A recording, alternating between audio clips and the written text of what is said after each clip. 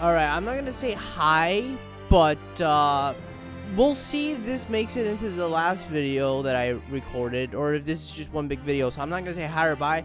So if this is a new video, hi. But if this isn't, this is just weird. Anyway, Van Zieks now. Witness, state your name and occupation. And I'm gonna press the button right now. Oh, yes. My name is Joan Garrideb. And I'm a juror and such like. It sounds like even she doesn't know if she's a housewife or a maid or what anymore. Yeah, I don't even know what's gonna happen with this video anymore either, too. This could be a new video and this can't, or not. Who knows? The court has decided your testimony is required in order to clarify matters in this case. Do you understand, madame? Yes, my lord. You will tell the court everything that took place in your household on the evening in question. And I warn you, do not attempt to hide the truth. Oh, dearie me. You don't need to be shaken by him. Just tell the truth and you won't... Who, is that your husband? Shut up, Joanne. You nothing to worry about now. It is him! Yo, what's up? Alright, cool. Oh, I didn't know you were here, John. Wasn't only you in the room that day, whole thing, was it? Rather think I ought to testify as well, don't you? But, what about your knee, dear? Oh, yeah, that's right. He has a bad knee. Don't you worry about that. Hardly noticed it. I'm not that sort of chap to leave a comrade face discipline action anymore alone. Oh, John. So this is all couple stuff, huh? I can't relate. I presume you are Mr. John Garrideb? Yes, sir. Former second lieutenant of the 3rd Arraignment of the 4th I don't even know that word. Northumberland Forces, sir. Since my fair share of action now, living the quiet life, as it were. The quiet life? Were you not engaged in an incendiary battle with your spouse on the day in question? Sorry, the way he said that almost made me laugh. Well, yes, quite.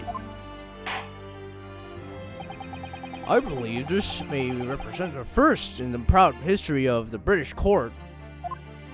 Calling a juror to the witness stand is unprecedented. However, the court will hear your testimony now, juror number 4, and that of your husband. Alright, cool. I think you will recount clearly and concisely events in your home at the time of the incident in question. Sir, at once. God, there's so many different voices. I'm so sorry if this is all hullabaloo to you. The Battle of Garrideb. I feel like we're close to finishing the game, so we'll see how long this lasts, but... Oh, not the game, but at least the case. Yes, on a day you're referring to, the wife and I did have a bit of a skirmish. Can't recall the reason now. Knocked her candlestick over and set fire to carpet. Soon had it out, though, and got the window open. Meanwhile, I was picking up whatever I could find and throw at him. Plenty of knives around our place. Can't say I'd noticed if 1 or 2 went missing, I'm afraid. If the polythene in the victim's bag really was one of ours, you'll have a job proving it, I think. Alright. Want to bet? It sounds as though it was quite the battlefield in your household that evening. Although an entirely one-sided assault, it seems. Alright. The enemy caught us in the hope, sir. Had no choice but to dig in and take defensive measures. Sorry, this is too funny. To be honest, if the enemy had kept shelling us for another minute, we'd have been toast. Of course, a veteran such as myself is only too aware that in every battlefield you're just a gnat's whisker from death at any moment. Are we still talking about a marital quarrel here? Well, I must say, I'm dubious that this testimony will shed any light on the origins at this jackknife. In combat, one's focus narrows such that surroundings are barely noticed. These witnesses may not be able to offer anything more than they have testified already. This may be a dead end. Coming from you, that's something. Van Zieks may well be right.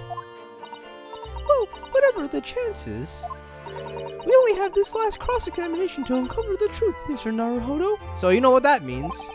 Yes, I'm afraid so. Very well, counsel, begin your cross-examination. Press every bloody thing in the goddamn world. Here we go. On the day you're referring to, the wife and I did have a big skirmish. Can't recall the reason. Hold it! Hold it. The reason is what you told us yesterday, I believe. Yes, that's right. If I remember correctly, it all started because of a note that was tucked into the pages of a book belonging to Mr. Garrideb. A rather passionate note, in fact. Yeah, I still don't know what that is. But Mrs. Garrideb found the note discovering her husband's little secret. And she gave him a mighty number of slaps across the face for it, too. Why do you look so happy when saying that? I'm sorry, Suzuto. What a sordid state of affairs. Hell on earth. Even Van Zieks is like, what the hell, man? Garrideb, you got anything else to say? I say, when a chap says he can't recall such things, it's a common decency not to drag it all up. And besides, half of it was wide off the mark anyway. A likely story. Alright, she's still saying that. These waters run very deep. Oh yeah. And what transpired next after these multiple blows to the face? Knocked the candlestick over and set the fire. Soon had it out though and got the window open. Yeah, I know about the candlestick. I was there. And the fire also spread to some items of furniture, didn't it? The bookcase, my armchair, anything of mine really. Just so happens there was some bathwater around that evening, so I sloshed that about to put it out. A most precarious situation you put yourself in. Ours is a 3-story townhouse on the west side of the street where the water main isn't connected yet. Had to draw water from public water pump during the day if you need any, you see. The lodgers are always moaning that they can't get any water at night. Although, that little mustached Japanese man buys water in bottles, I believe. The defendant, Mr. Natsumi, you mean? Alright, so he buys bottled water. Yes, he receives a stipend for his studies, you know, from his home country. Can you imagine being able to brew a pot of tea at all hours? He's obviously very well off. I mean, judging by how he looked, not really, no. Have you actually seen the state of the man? Exactly, thank you, like, you know. I believe he uses all of his incomes to buy books. Well, anyway, this point is I was able to douse the fire with water, fortunately enough. That's good, I guess. Meanwhile, I was picking up whatever I could find to throw at him. Hold it! Okay, here we go. Even though the room was on fire, I mean, don't question it, bro. Just go along with it. As far as I'm concerned at the time, it was more important to extinguish my anger than the flames. When a woman wants to throw, she must throw. I mean, yeah, I know. That is most certainly not true as of a Susato takedown, Mr. Naruhodo. I mean, no, how did she know I was thinking that? I wasn't thinking that. I was just like, don't even bother. So, please cast your mind back and try to remember. Was a knife among the items that you threw at your husband that day? In all honesty, I don't recall. But I feel I must point out that I'm no monster. I know, well... The man next to you begrudgingly disagrees. Let me see. Some bread, a cabbage, a garlic, a towel, and a sponge, a napkin. Oh shit, hang on a second. Can I... Sir? Excuse me. What you just remembered. Do you have something to add, sir? Did you remember someone else or something else that she threw at you? Mr. Garrideb. Don't shoot. Ah, sorry. I beg your pardon. Did your wife's remark just now bring something to mind? Nothing of any significance, no. Just that the barrage of projectiles the old thing launched in my direction was somewhat more solid than she apprised. Books, bricks, and the fire poker. I seem to recall a fire poker? Bro, that could take your head off. Ouch. Yeah, that's ouch. And the woman's aim is uncanny. She landed a direct hit with every volley. Ah! Why are you putting it in her thing? Good grief, woman. We're not at home now. Just a court of law. Oh, dear me. Ever so sorry, dear. Bro, you gotta just stop. What's she even doing with a teapot in here? Yeah, good question. Honestly, John, I would never have thrown such things at you, obviously.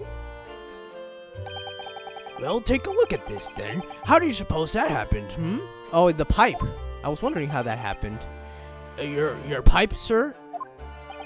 Had this thing in my hand as usual at the time of the onslaught. Knocked it clean out with one of her soft projectiles, she did, yes. And when I went to pick the thing up, it was broken in two. I'd like to see a sponge do that sort of damage. I mean, anything in a woman's hand could be dealt that damage, but, you know. I see, your pipe was broken. It would never have been sent flying unless I was hit by something pretty solid. Anyway, I've managed to bandage the thing up for now. Huh. You're one to exaggerate, aren't you, dear? Oh, he twisted that thing like an epic... I wonder what we should make of this account. You know what? It's important. It could be important. Add that to the testimony. Oh, I'm slamming my fist down. The defense believes Mr. Garrideb's remarks just now to be of great significance. Objection! We gotta add more testimony, bro. That's the only thing I have. This war veteran's words only tell us one thing. Betray a fiery wife, and pipes as well as her hearts may be broken. Sentimental wisdom, perhaps, but hardly worthy of adding to the formal testimony. Indeed, common sense, one might say. Might one? In that case, would you at least permit us to examine the pipe, sir? Well, I don't see why not. Oh, dear me. There you go again, trying to ingratiate yourself with a young lady. No, she just... Never mind. Very well, then. The court will accept the gentleman's pipe as evidence. Alright, well, at least we got the pipe. That's what I wanted. Never mind. I hope I didn't speak out of turn, Mr. Naruhodo. Actually, no, that helped.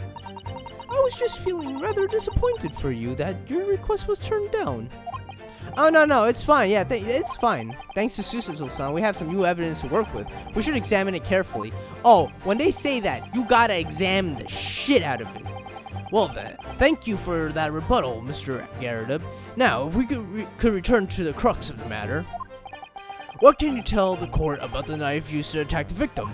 Before we do that, okay, we're on this thing. Pause. Let's examine the pipe. Hello? Aren't you a beauty? Oh, something just twinkled inside the chamber of the pipe there. Yes, I saw it. Something stuck in there, I think. Let's turn it over and give it a shake. What's this? It's a tiny fragment of metal. looks like the tip of a blade or something. Now, where would we find a piece of blade missing from, may I ask? The tip of a blade, surely it couldn't be. Fragment of metal, there you go. There you go. That's how you do it. And that's it. Game, set, and match. Now we just gotta present it correctly. Alright, yeah. Okay. I want to see this thing too. It looks to be in a sorry state with that bandage around it, doesn't it? But for some reason, it feels slightly ominous to me, like it's trying to shout out a warning. Probably because it's the same blue as Mr. Garrideb's dressing gown. I suppose it must have been considerably sentimental value to Mr. Garrideb, given that he's gone to the trouble of repairing it like this. Either that or he can't afford to replace it. I'll go with the latter. Alright, well now that we've examined that, can we examine this even more? I mean, what's the point of examining this piece of metal? It's just a piece of metal. This is the tiny piece of metal we found in the chamber of Mr. Garrideb's pipe. It looks like the tip of a blade or something. The tip of a blade? Is something wrong, Mr. Naruhodo? I don't really know. There's just something niggling me, but I can't quite put my finger on what it is. Bro, I know what it is. Perhaps it's that case. It would be wise to examine some of the other pieces of evidence again. Wait, so does that mean like we have to examine the knife as well too again? Hang on. Let's examine the knife. Why not? Might as well. Open that shit up. And examine this. Why not? Oh, look. Oh, look here, Mr. Naruhodo, just at the tip. A small piece of blade appears to be missing. Wait, part of it's missing? I could be wrong, but I've just got a feeling. I got a feeling. You remember this? Oh, that's a tiny fragment of metal that we found inside Mr. Garrideb's pipe. Yes, and just maybe. Oh my, it's a perfect fit. Would you look at that? You did have to look at the knife again. Somehow, I just knew it. Yeah, me too. Alright, so it doesn't update it, but it tells you that it's a perfect fit. It's saving though, so that means what is happening? I don't know what just happened there. Maybe I might add that in. Okay, we're good. So we're gonna press everything, just, you know, to be safe. I know we have it. Plenty of knives around. Can't say I noticed if one or two were missing, I'm afraid. Hold it! Sorry, would you care to elaborate? Nothing to say, really. Rather partially to spot off carving, you see. Pipes and whatnot, fishing tackle, you know, that sort of thing. It's a passion we both share. I like to carve like wooden trinkets, too. And then there's my leatherwork. Leatherwork? BDSM? Sorry to say, we're always losing knives about the place. We have dozens of the things. They sell them at the market sometimes. 20 for the price of 19. Needless to say, I snap them up. John prefers to use 2 knives at the meal times too, instead of a knife and fork. Why? Who eats with 2 knives? Now, Joanne, we don't want it thinking kind of savage. Ah! Here we go again with the scaldings. Why are they being so evasive? Because we found shit. I imagine it's because they don't want to believe it. They can't bear the thought that it might have been one of their knives that injured the victim. Which is entirely understandable, of course, but still. Go on with your testimony, witnesses. Sir. The bally thing in the victim's bag was one of ours. You'll have a job proving it, I think. Should I do it? I mean, I already say, balls to the wall, man. Objection. Mr. Garrideb, could I ask you to take a good look at this, please? You can ask, but I can't see a ball of thing. You can't? Are you blind? Used to call me Dead-Eye Deb back in the arraignment, of course, but that was some time ago now. So you are legally blind, aren't you? Even when I'm trying to enjoy a large print book by the fire these days, I struggle to tell B from a D and P from a Q, to be honest. Oh, he does, dearie me. It's rather wearing being asked about every other letter and every other word. You must... What is it? You must very... Does he? What? Oh my gosh, is he making fun of him just being able to not read? I think he meant... Why are you doing this, bro? What is that? A tiny scrap of metal? Yes, almost certainly from the tip of a blade. And what may appear as first to be just a tiny scrap is in fact a crucial piece of evidence. Interesting. And where did the defense come by this evidence? It was lodged in the chamber of Mr. Garrideb's pipe. My pipe, you say? By Jove, I wonder how that got there. And what precisely does this fragment of metal signify, counsel? Are you suggesting that it is some way related to the matter of the stabbing on Brera Road? Oh! Funny you should ask. Don't smack yourself, you got this, bro. I am. What? When you put together with another piece of evidence already in the court record, I believe this tiny fragment of metal will unravel the whole truth of this case, my lord. Oh, his ass is burned. Look at that, and she's on a carton. You appear rather confident in that extraordinary statement, counsel.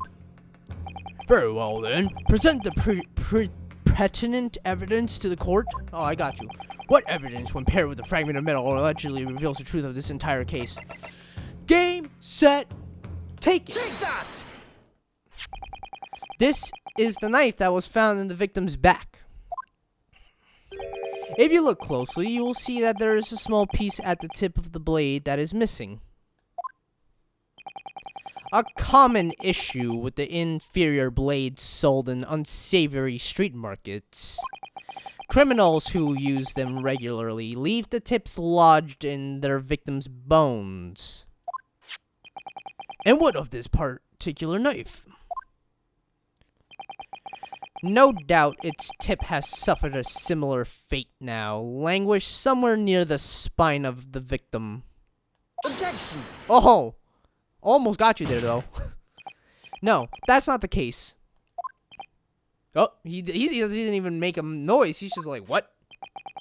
The tip of this particular blade's knife, particular knife's blade, I read that backwards, is the very fragment of metal we discovered in the chamber of Mr. Garrideb's pipe. Oh. Oh my god, look at that. Oh, he's so, oh my god, did you see that? He just, good grief, Lord Van Zieks. I don't believe it. The knife from the crime scene and this fragment of metal are a perfect match. Oh my gosh, he was very dramatic there. You should go to theater. Good golly gosh!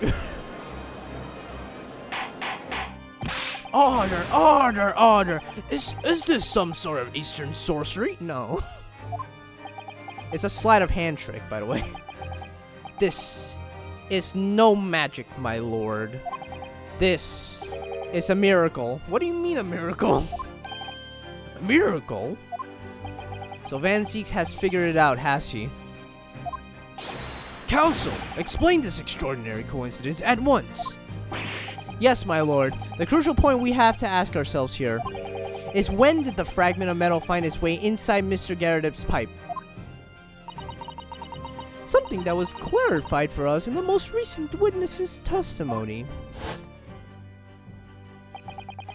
Had this thing in my hand as usual at the time of the onslaught. Knocked it clean out with one of our soft projectiles, she did. Yes.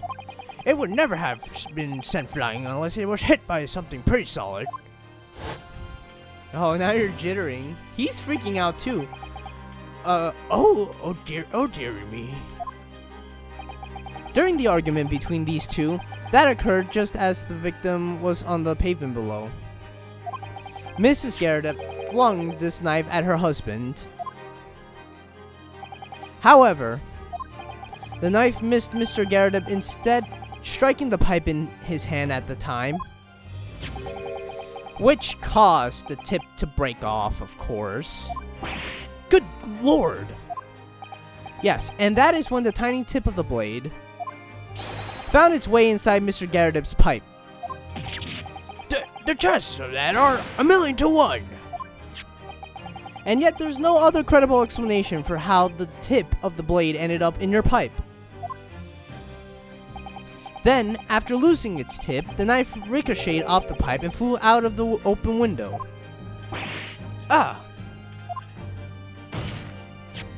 In short, this knife, which fell from the window of the Garrideb's house, point at me, is the very same knife that struck the victim in the middle of the back on the street below. You tell him. I think we did it. Oh gosh! Oh dear! Oh!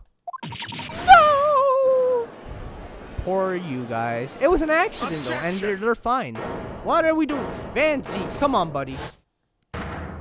Oh, where did you get that glass now? How many are you on your 6th glass now? Are you gonna break that? Please don't break that. Again, collector's item. A full body theory, I'll give you that. A complex bouquet of seemingly trivial points plausibly arranged to create an almost passable vintage. Allow me to toast my learned friend's characteristically Nipponesque approach to bottling his argument. Sorry. But, after all, it is just a theory. The bottle, I fear, is corked. Because, you see... Damn, bro, okay. It's spoiled by an insurmountable inconsistency. An insurmountable... What? Lord Van Zieks, explain yourself. What is this inconsistency you claim to have identified? An inconsistency of the simplest nature, my lord. The victim was found with the knife planted in the middle of her back. Oh, I got an explanation for that too. Yes, in her... Ah! Oh, that's right. You silly little man. Now, Joanne, old thing, what are you getting so excited about? Let us consider the basic facts of the case once more. Oh, I got you. The victim was walking along the pavement before being stabbed in the back and falling to the ground. If the knife that struck her had fallen from above, there's no possible way it could have planted itself into the victim's back. Not necessarily. I have an idea for that too. If any of you know Phoenix Wright and how that plays out, you'll know too. Order! Order! Quite right. You see, that's exactly right. If the knife had fallen on her from above, it would have struck her head on the top of her head. Not necessarily. Well, he's lost for words. Look. I knew it didn't. It looked like it. I don't know what, though. Oh, yeah, she's not there. I don't know what really happened. Hubba. It would appear the defense has made rather a spectacular blunder. No, hang on, Judge. Give it a second. If a theory has even one inconsistency, it cannot stand. Oh, buddy. Do I have an inconsistency for you too? Your theory, my learned friend, is history. I got you right now. Don't worry, buddy. We were so close. I could see the truth. I was so sure we were on the right track. Oh, you are. You're missing one puzzle, though. But now that the way has been blocked completely by just one simple inconsistency. Or in other words, we simply need to eliminate that the one inconsistency and that theory will stand. Miss Susato. You mustn't worry, Mr. Naruhodo. You were just caught off guard, that's all. And your mind went blank. Yeah, my mind didn't go blank though. But if the path you were on is indeed correct, then a way will present itself. The key to this is in the court record. I'm sure all the information you need is there. Yep. It seems you have nothing to say, my Nipponese friend. Well, your silence speaks volumes. I'm just getting my facts together. A tacit acceptance to your theory is fatally flawed. Objection! I'll give it a second, brother. I'm good. This inconsistency doesn't mean I was on the wrong track. It means that I need to sharpen my mind and dig deeper for the truth. It's a test. Yes. If the knife fell on the victim from above, there's no way that it could have hit her in the middle of her back. Under normal circumstances, that is. What are you implying, counsel? There is a piece of evidence in the court record that can explain this inconsistency. That can explain how the knife that fell from above could have pierced the victim's back. We already have the answer. Goodness. Utter madness. Surely this must be the last time. Counsel, present the evidence of which you speak. You got this, bro, and I got this too. We're ready. This is the last inconsistency, the final piece in the puzzle. If I can successfully make sense of it, the truth will be laid bare at last. The evidence that explains how the falling knife became lodged into the victim's back. Phoenix Wright fans know that when you go down to pick up a book, you go crouched down, and when you pick it up, your back is exposed. So, what happens when a woman picks up a book that falls out of the sky? She goes down to lunge it. And the fourth book, which was thrown from the same building, was thrown from there into the eye line of her. She went to pick it up, the knife went back, and danger is your middle name. This, the fourth book found at the scene. This is the final piece of evidence the defense will present. The burnt book? Is that not Mr. Garrideb's book? Yes, and to understand its significance, we have to consider how it came to be at the scene in the first place. This photographic print clearly shows the book in question, and the victim was holding it in her hand. But as we all now know, it was the police constable that put the book between her fingers like that. The music though too. Quite so. As part of this wholesale transplanting of the crime scene to the opposite side of the road. That's true. However, as part of his testimony, Constable Beat made an extremely enlightening statement on that point. But what made you place that book in the victim's hand? Oh, well, sir, that's because that's how I found it. Well, when we first ran over the scene, the victim was already holding the book. So, when I moved everything, I made sure it was still in her hand. Exactly. In other words, the victim had already picked the book up of her own volition. And clearly that must have been before she suffered the knife wound. Well, I should say so. After being attacked with a knife, I don't imagine she'd have been doing much of anything. So, the question becomes, why did the victim have that book in her hand? By Jingo, I think I'm beginning to see what may have happened now. Oh, dearie me. Yeah, you see, right? Van Zieks, what about you? We know that the book fell from the top floor of the Garrideb household onto the pavement below, at precisely the moment that the victim was walking past. Yes, at exactly that moment, the young woman was walking along the street in the light fog. when all of a sudden, a book fell right in front of her. The book I threw? Yes, Mrs. Garrideb, and what do you think that woman did? What would you do if you were walking along and suddenly a book landed right in front of you on the pavement? Well, I really can't imagine it, but I suppose she might have reached down. Uh-huh. And picked the book up. Yes, that is exactly what the woman in fact did. She picked up the book. Exactly. Oh heavens! And when the woman reached down to pick the fallen book up, what position would her back have been in? That's right, facing the sky, completely and utterly defenseless. Then, in the very next moment, while the woman was still bent over picking up the book, it speaks volumes. The next object fell from the room above, the jackknife, straight in the middle of her back. And at the same time, walking by chance directly behind Miss Green, was the defendant, Mr. Soseki Natsumi. Well, I never.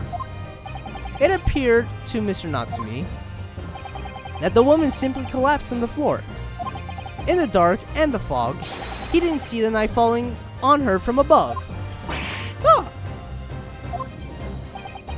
And from the other direction, the constable and his wife saw no one but the victim and her apparent attacker.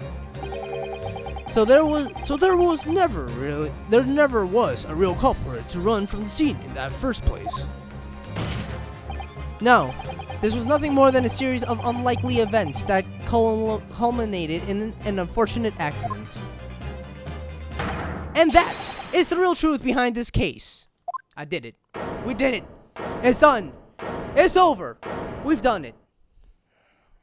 This might actually be another video, because it's probably too long. Well, Mr. Garrideb and Mrs. Garrideb,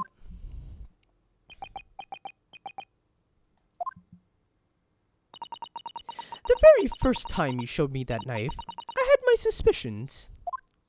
I wondered if perhaps it might have been something like that. There, old bean. Poor Mrs. Garrideb. Aw. Of course, I never meant for anything of that sort to happen, but it was all my fault, wasn't it?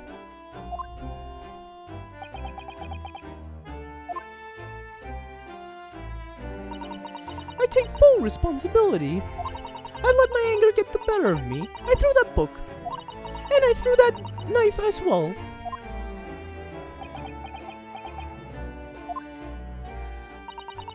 John, dear. It's alright, I know. I'm ever so sorry. Truly.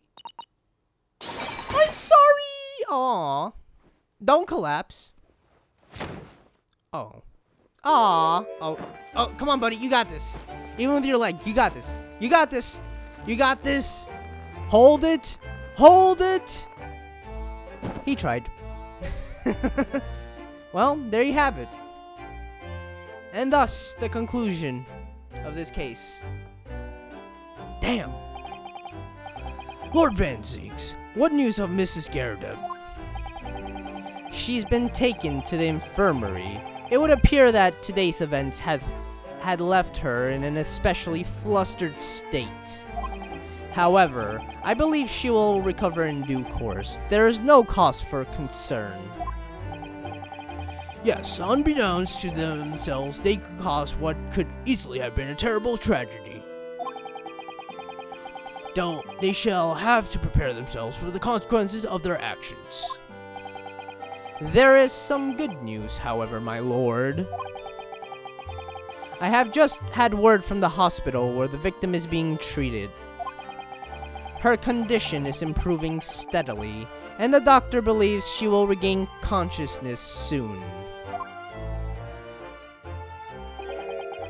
It's strange. We've been talking about the victim all this time, but we've never once met her.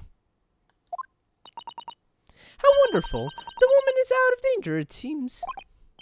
Yes, that is good news. Yeah, I guess so. So, Mr. Saseki Natsumi. Now look at he's still twitchy, but be less twitchy, bro. You're out of danger. You're good.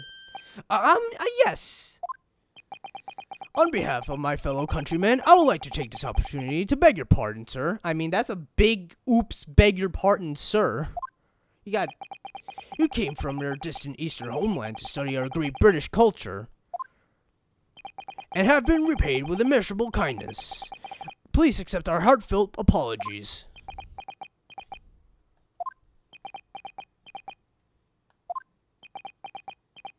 Hello? No, it's me who should be begging your pardon. Oh no, Mr. Natsumi. That evening, when the young woman just collapsed on the pavement before my eyes, I jumped to the wrong conclusions again in my confusion. What conclusion, sir? I was sure the woman was dead.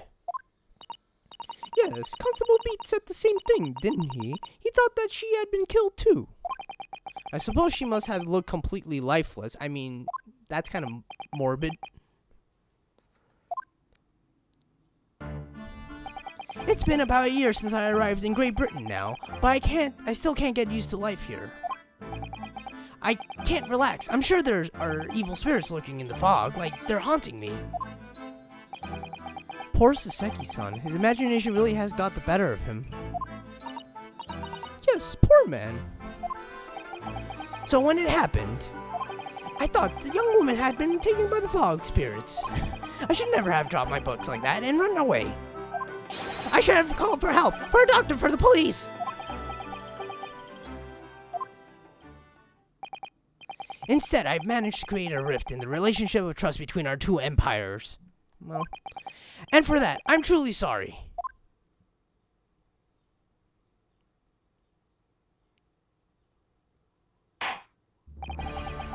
One could indeed say that some sort of mischievous spirits has been at work here, I think.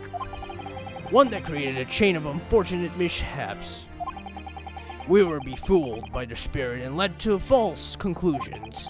But thanks to Lord Van Zieks and our young lawyer here from the east, that chain has now been broken and the spirit exorcised. I heartily commend you both. Oh, well, that's a nice thing. Thanks, Judge. Van Zieks, are you good? I'm sorry you lost again, but... Now then, ladies and gentlemen of the jury. Yes, my lord. In concluding this trial, I must ask one last time for your decision regarding the defendant's culpability. Are you ready to present your findings to the court?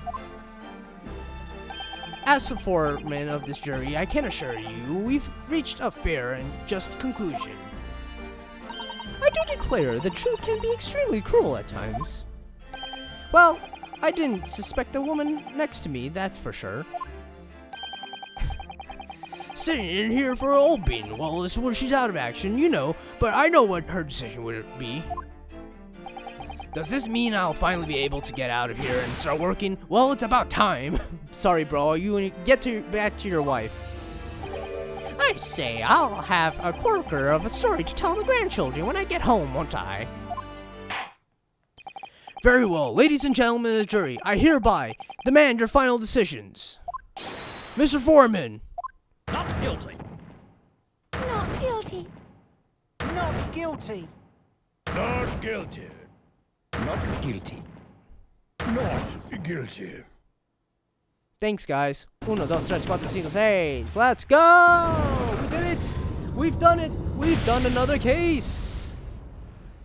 Oh, man, that feels so good. Very well. Mr. Saseki Natsumi, I hereby pronounce you not guilty. Yay! Confetti! Ah, my voice. Oh, yeah, this is 45 minutes. Yeah, we're not adding this to the last episode. This is going to be a completely new episode and the finale of this case. And finally, Mr. Natsumi. Oh, yes, Lord Sir? You are now a free man once more. It is my hope that you will continue to further your education in British culture. And you never again be brought before me. Okay, sure. Oh yes, sir, of course. My life. I swear I'll never set foot in a courtroom again. I'm transported to tears. Good to have you back, bro. Thank you, counsels. Court is adjourned. Holy crap, it's over. It's over. Ha! Oh. All right, and I'm gonna press the button right now. Oh, locum. Wait, you mean me? Locum? Of course. Is there another locum here? Is there even one? Compared to the original locum student, Mr. Naruhodo Esquire, your name has become rather short, hasn't it? Actually, I prefer that. So don't remind him about that. I don't want to have to say that in his voice. So thank you. What's wrong with using my actual name? Or that too could be a problem. Oh, at last! I'm free! I'm free! Joyful, joyous, jubilant, jubilation! We're back. Heedy, hearty, happiness, hurrah! All right, buddy. Calm yourself. Oh, I'm pleased. Mr. Natsume is delighted. Would it be so hard to just say that then? Locum, you did it! You saved me from the brink. Well, what happened to the poor woman was in no way your fault after all. I'm just glad everyone can see that now. No, not that. Lovely, loyal, welcome, lawyer. Yes? I mean, as I said before, I have just never got used to life here in Great Britain. Every time I look over my shoulder, I see foreigners. I see towering brick buildings. And from high up windows, I see them looking down on me laughing. Look at that little hunchback. oh dear me. I'm sure that it's all in your head, Mr. Natsume. But today, you locum lawyer gave my gloom the boot. You stood firm behind that buried baronial bench before all the babbling British. Please don't turn into another Herlock Sholmes situation. You battled to the bitter end, laying bare the baffling truth. And when I beheld the blinding fireworks among beams of the Bailey's roof, I bellowed, behold the best barrister ever born. Oh my god, please stop talking. Well, that's very flattering, and we're very pleased for you. This has given me a wonderful anecdote to recount to my old friends back in Japan. An anecdote? Is that what's to become all my hard work? Just an anecdote? Oh god, is it Sholmes? Oh my god. Ah, there you are, my dear fellows. Yes. I apologize for keeping you waiting. I rose late this morning. Oh, Mr. Sholmes, what a pleasure to see you. Well, I mean, too little too late. I did all the work. Thank you very much, sir. I see. I'm here not a moment too soon. A disaster has been averted. I'm glad to say. Oh. The trial shall begin presently, Mr. Naruhodo, and I wish you the very best of luck. Buddy, it's over. It's done. We don't have the trial anymore. Go back home. We don't need you. It's just finished. What? No. Then my haste was in vain. Arg! It's you! Herlock Sholmes! Oh, have we met, sir? This is Mr. Natsume, the man you had arrested, Mr. Sholmes. Ah, I see. I failed to recognize you at first. Our previous encounters have taken place in the gloom either of your bleak lodgings or the prison cell. I simply couldn't place the curious face in the light. Charming. This is all your fault, Herlock Sholmes. You're the reason I had to go through this terrible ordeal. I'm going to give you a piece of my mind. Okay, just as long as it's just that. My apologies, sir, but I assure you, I have placed you now. You're the fellow who abandoned the poor young lady and ran off, are you not? Ah! Had she been taken to the hospital more urgently, I feel perhaps she would have regained consciousness by now. Oh! But it was unavoidable, I'm sure. We are but human after all. Anyone who would have been shaken by such an experience.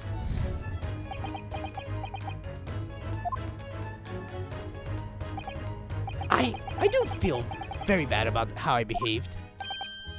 Well, never mind. Now then, what was it that you wanted to say to me, sir? Nothing. Priceless. Oh, I'm sorry. Really, that was quite priceless. Poor Soseki-san. Poor guy. Still, on the bright side, you've had an extremely entertaining experience without paying a penny. And it would seem you were not even found guilty. But there's no bright side. Whatever do you mean, Mr. Natsumi? Even after this, I'm still cursed.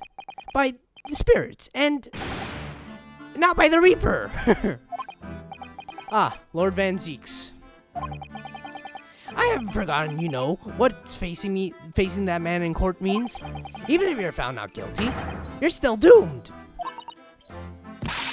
It will be alright, Mr. Natsumi. If the Reaper appears trying to make trouble, I will protect you. Wow, you got a Suzuto protecting you. That's actually good. You want her as your protector. Don't not on me.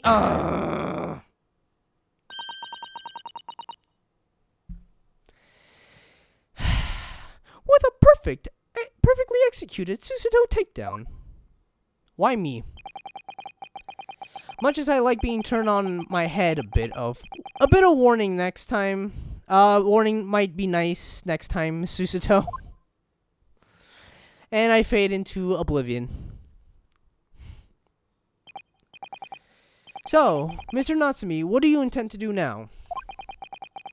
You mentioned something about recounting your experiences to your friends back in Japan. What are you looking at? Bro, chill. Yes, I intend to return to my homeland soon. Oh! It has already been a year I arrived here in Great Britain. I've visited universities, libraries, bookshops. I've been honored with the tutelage of professors. I've learned so much about wealth of literature here and the city it has shaped. And I've come to realize that it is my calling to sail home and tell my fellow countrymen about it. That's very touching, Mr. Natsumi. Or, perhaps less vile terms, you wish to withdraw halfway around the world to escape the terror of the Reapers of Curse. That's not it at all! The more I learn of literature, the more the strange feelings claws at my insides. I feel compelled to return to my roots and attempt to pen at work of my own. Oh, I see. A work of literature by Soseki-san. Could be an interesting read. I know it'll be.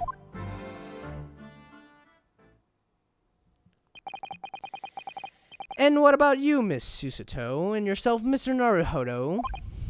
Sorry, what about us? Will you return to Japan alongside your mustached compatriot? Why would we?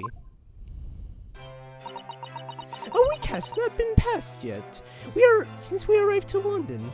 And only now does it feel as though we have finally found our feet.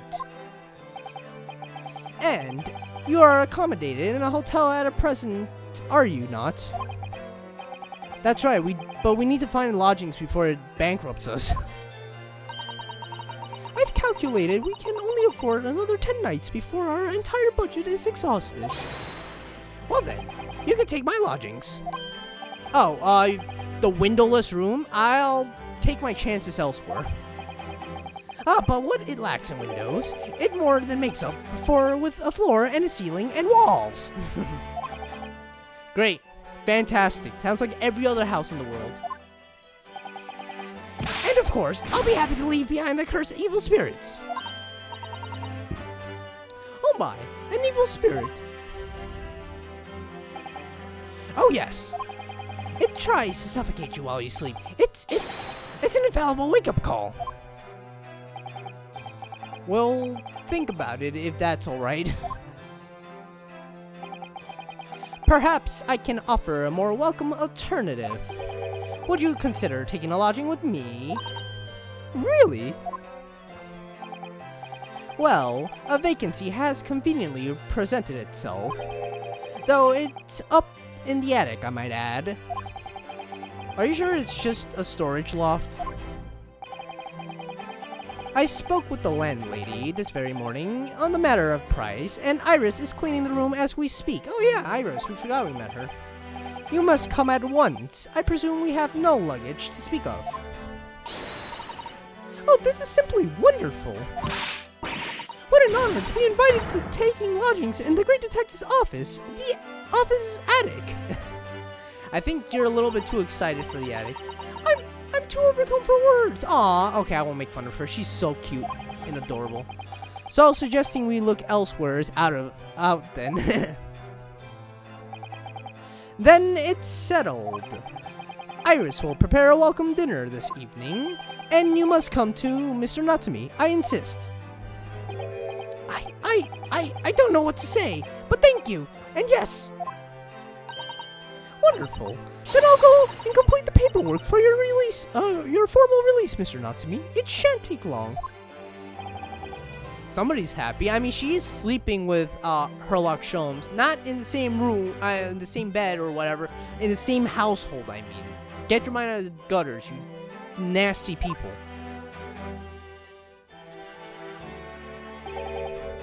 Locum, I knew that you wouldn't let me down. No, you did not. I remember your words. You were blaming me for your bad luck. I'm truly delighted to have met you here in London. Likewise, Mr. Natsumi. It's been a privilege meeting you, too.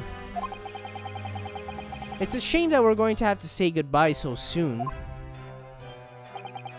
Well, I've come to realize that I belong in Japan. But Locum, we'll meet again one day. I hope not, but sure. Yes, I'm sure. Oh, great. Well, he's sure, then yeah, we're definitely going to meet. And hopefully by then, I'll be a successful lawyer. Hopefully by then, I'll be a successful author. Well, my dear fellows, our carriage appears to have arrived. Shall we go, Mr. Naruhodo? Yes, Mr. Sholmes. I've little doubt Mr. Natsumi will be released in time for a dinner this evening. And so, with Soseki-san's innocence successfully established, we rode with Mr. Sholmes to what was to become our new home, 221 Baker Street.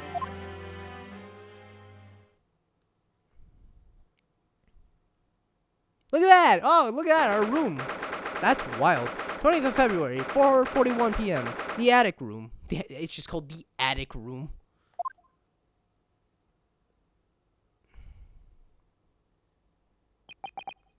So this is to be our new office, yes. Our office? I rather like the sound of that. Me too. It's simply wonderful, isn't it? It's open. It's cozy. I hope you can see this, Kazuma. It's only a small step. But I like to think that we're getting a little closer to your dream now. Aw. So, my dear fellows, do you like the new place? Oh, shit, look at it. Oh, hello, handsome. Ah, Mr. Sholmes, yes, thank you very much. Wow, this is so weird. He looks very nice, actually, without his, clothing. I like his hair a lot. It's a delightful room, Mr. Sholmes. I simply adore it. Good. I'm pleased to hear it. Iris and I are delighted to welcome you. Oh, great, her. Oh, what voice did I give her? I hope everyone's hungry. It's nearly time for dinner. We'll eat as soon as Mr. Natsumi arrives. We have a lot to celebrate. Iris, you must help me. You must let me help you. All right then, Susie. We can be in charge of the salad. Splendid.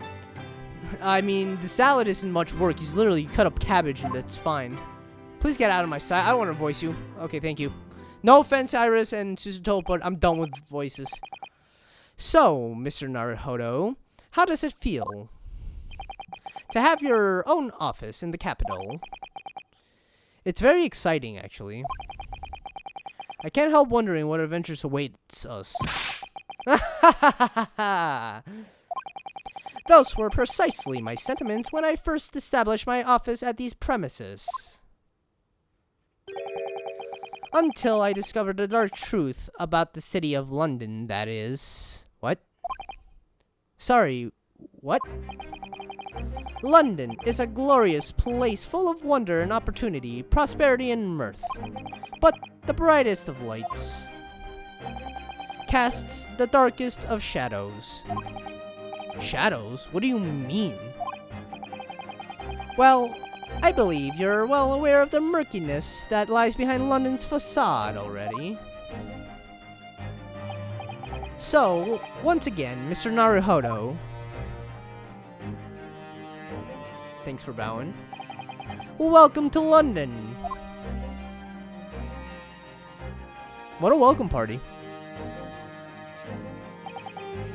Of course, at the time, I had no idea the significance of those words Mr. Sholmes so casually spoke. But it wasn't long before my turn came to lift the facade and see the true depth of the murk that lay behind it.